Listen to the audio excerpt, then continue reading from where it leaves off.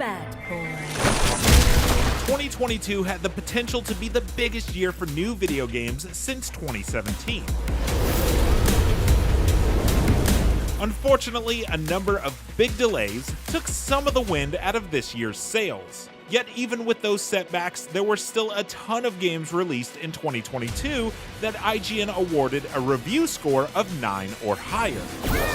As we move into 2023, we look back at this year's standout releases, from the instant classic Elden Ring in February to the stellar God of War Ragnarok in November.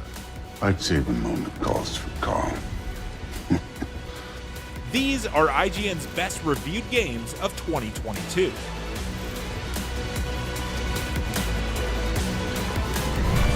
Some too? Fine.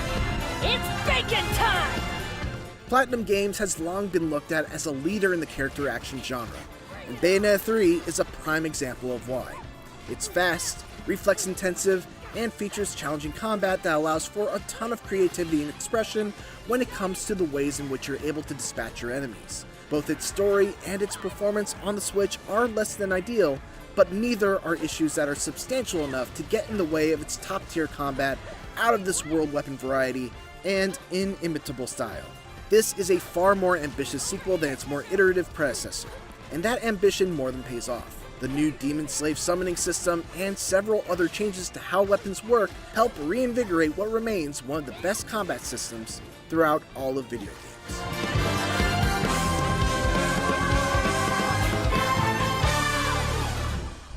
As Dusk Falls is a masterwork of branching storytelling that makes the best out of its comic book style animations, which end up giving you the opportunity to fill the negative space with your own imagination. And this works surprisingly well during some of the more intense scenes. It's an impressive solo experience, but its 8-player mode makes it a potential hit at family or friend gatherings where gamers and non-gamers mix.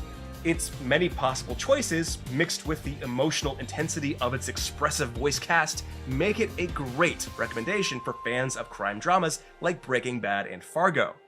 Virtually no one is safe from the consequences of your actions, but even if you make a choice that results in an unwanted consequence, or you mess up one of the many simplistic QuickTime events, the story can still manage to spiral out in several interesting directions that you won't expect, even on subsequent playthroughs. That makes it a joy to approach again and again until you uncover each character's secrets and mentally reconstruct the story's bigger picture.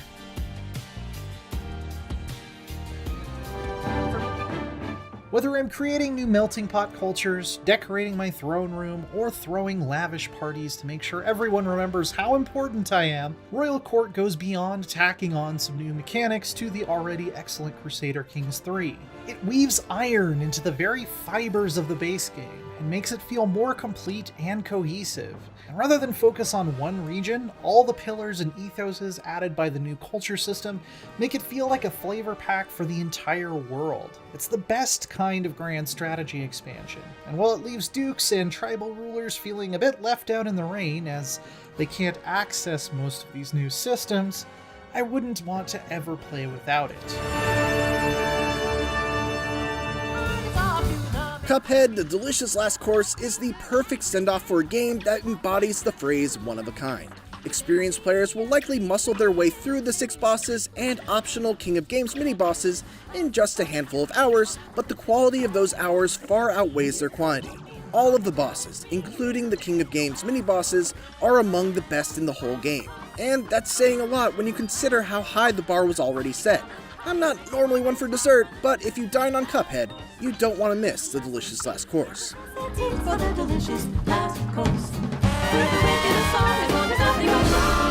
If I had to pick one game to play for the rest of my life, it would be Dwarf Fortress, because I don't think I'd ever run out of new and fascinating things to do. Infinitely explorable in its complexity and equally rewarding in the depth you'll find there, this is the quintessential world simulation and building management game. Until now, its magnificent worlds have been inaccessible to all but the dedicated few, but this new Steam version is beefed up with lovely graphics and equipped with modern controls, opening the floodgates for a new generation to blissfully drown in its magnificent story engine. What spills forth is a genre-defining masterpiece, proving just how incredible video games can be when a developer has a precise goal and valiantly strives to achieve it, even if the effort takes decades. It is no exaggeration to say that Elden Ring is From Software's largest and most ambitious game yet, and that ambition has more than paid off. Even after 87 hours of blood, sweat, and tears that included some of the most challenging fights I've ever fought, and innumerable surprises, there are still bosses I left on the table, secrets that I've yet to uncover, side quests that I missed out on, tons of weapons, spells, and skills I've never used. And this is all on top of PvP and cooperative play that I've barely been able to scratch the surface of. Throughout it all, while the fundamentals of combat haven't changed much from what we've seen before, the enormous variety of viciously designed enemies and the brutal but surmountable bosses have brought its battles to a new level, even with all the threads I didn't manage to tug on my first playthrough, of which I'm sure there will be several. What I was treated to can easily be held among the best open world games I've ever played. Like The Legend of Zelda Breath of the Wild before it, Elden Ring is one that we'll be looking back to as a game that moved the genre forward. An enthralling spectacle to behold, and an even more exciting one to take the reins of, God of War Ragnarok melds action and adventure together to create a new, unforgettable Norse saga. Impeccable writing, pitch-perfect performances, knockout action, it's a complete work of art from top to bottom. Reflecting its core themes, it's everything a sequel should be, respectful of its legendary lineage, but not afraid to take it to exciting new places. God of War Ragnarok is an almighty achievement, and creates a new high that makes many of its peers look positively mortal by comparison. On the eve of the series' 25th birthday, Gran Turismo 7 is more than just a celebration of cars this time around. In some ways, it's also a celebration of itself. A modern mix of the original Gran Turismo's trend-setting format with GT Sport's stern but very successful focus on competitive online racing. This version is a potent podium performance from developer Polyphony Digital. With gorgeous graphics, a fantastic driving feel, and racing options galore, it's the best the series has been since its dominant PlayStation 2 era. It does have some significant failings though, including how it continues to cripple its career mode races with dreadfully flawed rolling starts, its car list is no longer as comprehensive as the competition, and its always online single player mode still seems needlessly punitive. But all of that is on the periphery of GT7's outstanding driving experiences, which are enhanced by the PS5's fantastic graphics and intense and flavorful haptic feedback via the DualSense controller. Grounded is a zany, challenging, and memorable adventure that benefits from Obsidian's instantly recognizable style, humor, and RPG bona fides, making it one of the best survival games in years. There aren't many games that I've been anxious to dive back into after playing for over 100 hours, but I'm still daydreaming about my next tiny expedition. Even the obnoxiously small inventory space and continued wonkiness and stability issues haven't come close to throwing a wet blanket over an otherwise fantastic experience. It's a testament then to how incredibly strong every other part of Grounded is that these issues did very little to cramp my style or my immense enjoyment. A triumphant combination of enthralling combat, top-tier creature and character design, and a captivating open world. Horizon Forbidden West is an absolute blast and fantastic showcase for the power of the PS5. Although the return of a couple of familiar series trappings and a noticeable lack of freeform climbing never threatens to derail the enjoyment, it does leave it falling frustratingly short of something revolutionary. Major evolutionary steps have firmly been placed in the right direction, however, and there's no doubt in the many of hours of fun to have with Aloy, who stakes her claim further to be one of this generation of gaming's greatest characters. Guerrilla has outdone itself yet again with Forbidden West, and at this trajectory, neither the horizon nor the sky's the limit for what could come next. Live Alive is a fascinating piece of JRPG history that's more than worthy of the energy Square Enix has spent to remake it for a global audience with a beautiful new art style decades later. Its unusual vignette structure and lovable ensemble cast are a delight to spend time with, especially thanks to the addition of voice acting. Naming was never my forte. And the ultimate story payoff remains surprising and stand out among JRPGs even decades after its original iteration. It's 7 different characters, each make inventive and surprising use of the deceptively simple combat system, which adds flavor to the most challenging optional boss fights. The remake could have put a bit more work into mitigating some of the original's more tedious grinds toward the end, but by the time that grind kicks in, Live Alive had enough hooks stuck in me that I couldn't put it down until I jammed out to Megalomania for the final time. Mario + Rabbids Sparks of Hope takes the excellent tactical combat ideas of Kingdom Battle and runs absolutely wild with them. Its goofy characters still have the ability to bounce off of each other, but they're now free from the rigid grid and are wonderfully customizable thanks to the mix and match sparks that give them new and reliably interesting powers. Between fights, you get to catch your breath in the large and brilliantly colorful open worlds, solving its many light puzzles and being puzzled by its oddball story. It's extremely gratifying to play an ambitious sequel that fixes all the main issues I had with the original, and then some. Redlandia may seem like an offbeat location for a skating game, but in reality it's a wonderfully eclectic reflection of what Olly World itself is trying to be. In this vibrant place, skating is an obsession and an escape, whether you're wall riding through a forest or grinding across an incredibly industrial factoryscape. Its gameplay has enough depth to challenge hardcore players to master its level-long combos, but it's also a smooth and exciting ride for novices, backed by characters that are quirky and passionate. These elements ring true in every facet of its design, from the more forgiving approach to basic gameplay, through to the new mechanics and refinements that make the skill ceiling higher than ever. Olly World is a fantastic evolution of what was already an outstanding skating series. As an engrossing 15 to 20 hour adventure game, a chronicle of a small town and its people in turbulent times, a reverent celebration of the finer details of late medieval history, and a clever detective story in which straight answers are hard to come by, Pentiment is a clear champion. My gripes about it are all relatively minor, and I look forward to playing it at least once or twice more to explore roads not taken. It never suffers for its simplicity, lacking in combat or traditional puzzles, because of how effectively it tangled me up in all the complexities of its gorgeously realized world and made me want to learn all I could about its people and its past. There isn't much more to say about Pentiment other than that I can hardly recommend it highly enough. After decades of believing that we'd never see Gilbert get to make his Monkey Island 3, I was in no way disappointed with Return's conclusion.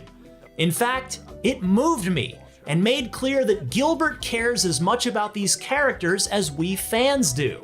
I expected Return to Monkey Island to be funny. I expected it to have good and often zany puzzles and hilarious puzzle solutions. You can see that in its writing, its acquired taste art style, and its delightfully upbeat music. But I didn't expect it to have such heart. Monkey Island has been known almost solely for its comedic prowess over the past 3 decades, but Return reminded me of why I first fell in love with Guybrush Threepwood in a way that will have me thinking about it for a long time. What longtime fans get out of it is definitely going to be markedly different from what newcomers take away from it, but I can say that Return to Monkey Island meant a lot to me before I ever clicked to start a new game, and it meant far more after the end credits rolled. Citizens of Bermuda, your new queen, Guybrush Threepwood. Rogue Legacy 2 is a transformative sequel that essentially rebuilds the extraordinarily influential 2013 original into a modern roguelite that stands nearly shoulder to shoulder with the best of the genre. Its wealth of upgrade choices to be made in between runs can be a bit overwhelming the first time through, especially without a way to undo mistakes, but that issue feels small compared to an incredible menu of customization options, excellent combat that handsomely rewards skillful play, 6 diverse areas that each provide their own unique challenge, and a deep post-game mode that provides plenty of reason to come back for new challenges long after the first rolling of the credits. With Rogue Legacy 2, Cellar Door Games can now not only have a claim to developing one of the first ever roguelites, but also one of the best. If it can get its technical issues under control quickly, and progress is already being made on that front, Rumbleverse's fantastic wrestling-flavored gameplay has everything going for it to become the next big thing in the Battle Royale genre. Once I was in a match, slamming bodies, slapping chests, and RKOing dudes from out of nowhere, it quickly became some of the most fun I've had playing video games in 2022. And it's more than just spectacle. There are some extremely deep and well thought out mechanics ingrained in its combat design, opening up plenty of possibilities to outplay and outthink your opponent, just like in a smartly designed fighting game. I'm hoping it fleshes out the shop with more worthwhile and over-the-top items, but if Rumbleverse is this good right out of the gate, I can't wait to see where it goes over the next few years. Sifu demands a lot from you, and that's a sword that cuts both ways. Its combat is impeccable with incredibly smooth and impactful animation, deep fighting mechanics, and challenging enemies that really make you fight tooth and nail for every victory. At the same time, the repetition that comes from replaying the level so you can essentially set a high score and give yourself a chance at completing the rest of the short campaign with what's effectively one persistent pool of lives can lead to some really frustrating moments with no clear path through outside of just trying and trying until you get better at it. On the other side of that vicious learning curve though, is one of the most impressive beat-em-ups I've ever played, with excellent level design, fantastic music, and, once it was all over, a sense of accomplishment and satisfaction that few other video games can provide.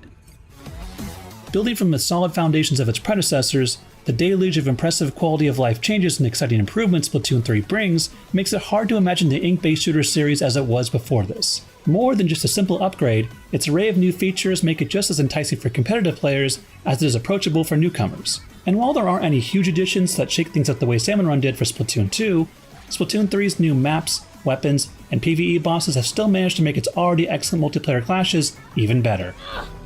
A gorgeous and well-honed remake of one of the biggest boppers in the PlayStation pantheon, The Last of Us Part 1 is the best way to play, or replay, Naughty Dog's esteemed survival classic. The striking improvements it makes to its completely rebuilt world are complemented by the subtle refinements of its characters' performances, and while it isn't retrofitted with every one of the sequel's best changes, the upgrades to movement and AI make a welcome difference in an already outstanding game. It's harder to argue it was an entirely crucial remake though, considering 2014's The Last of Us Remastered still stands head and shoulders above nearly all of its story-driven action-adventure peers to this day. The Stanley Parables base game truly holds up almost a decade later, both in its hilarious narrated writing and the clever satire that houses it. Ultra Deluxe may seem like little more than a decent lighting improvement and a simple console port at first glance, but the new content that's been added alongside those things is on the scale of a whole new game. Those new encounters are consistently impressive and always entertaining, even if the feeling that we've seen some of these tricks before means they never quite reach the heights of my first surprising playthrough back in 2013.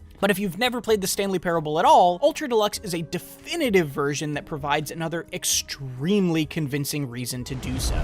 Total War Warhammer 3's single-player mode presents us with a tense, challenging, multi-layered campaign driven along by a compelling story and a memorable cast of rivals. The Chaos Realms cleverly draw these larger-than-life figures together, so even those in the remote corners of the world will be able to test each other's mettle. And while the size of the faction list currently feels a bit disappointing coming from Mortal Empires, all of the newly introduced factions are inventive and just plain fun on the campaign and battle maps. The true test of Warhammer 3 is still to come, when we'll get to play with all the factions from all three games on the massive combined map. But even if that's the main reason you're interested in it, there's plenty of excitement to be had already. I completed the original Legend of Zelda when I was 9 years old, but 9-year-old me wouldn't have lasted long in Tunic.